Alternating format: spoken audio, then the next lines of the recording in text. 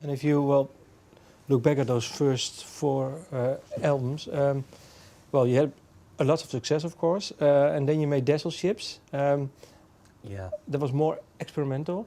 How do you look back now on that album?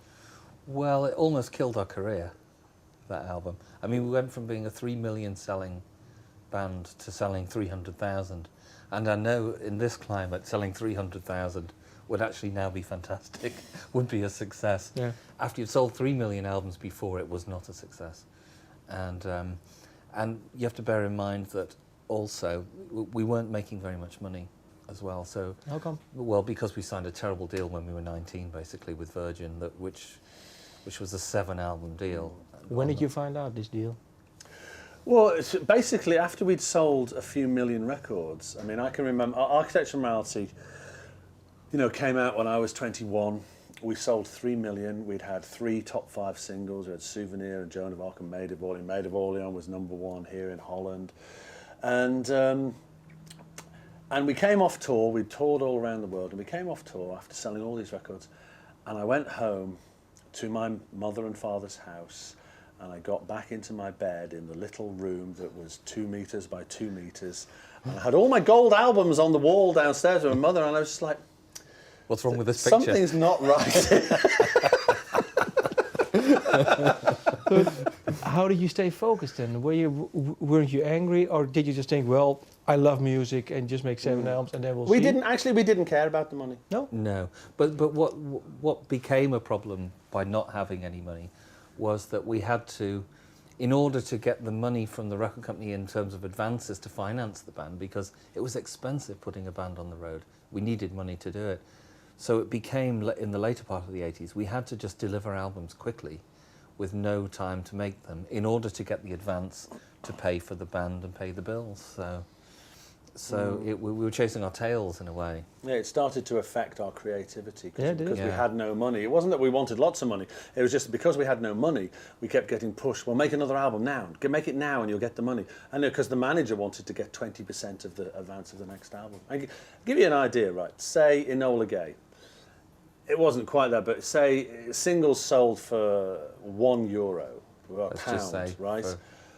We were on a deal that we had 6%, so that would be 6 pennies. 2 of you. For the band. For the band. Okay.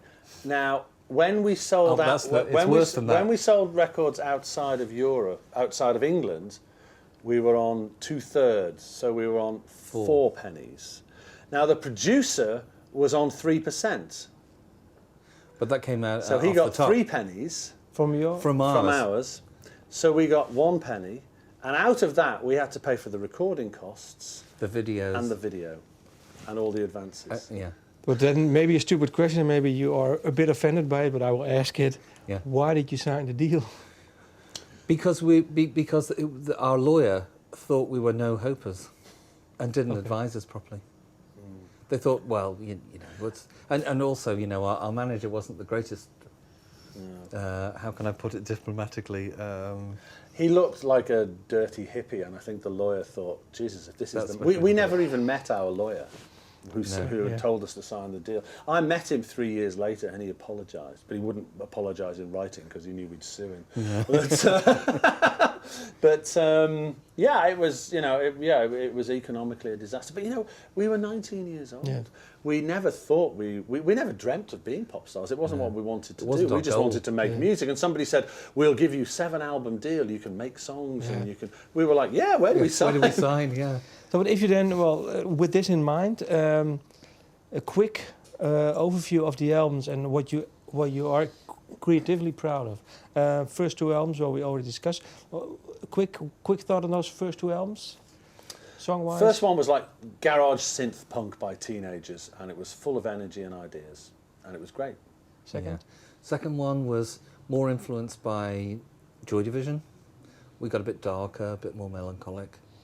But it just happened to have Enola Gay on it. That's like 5 million, which we made a penny out of.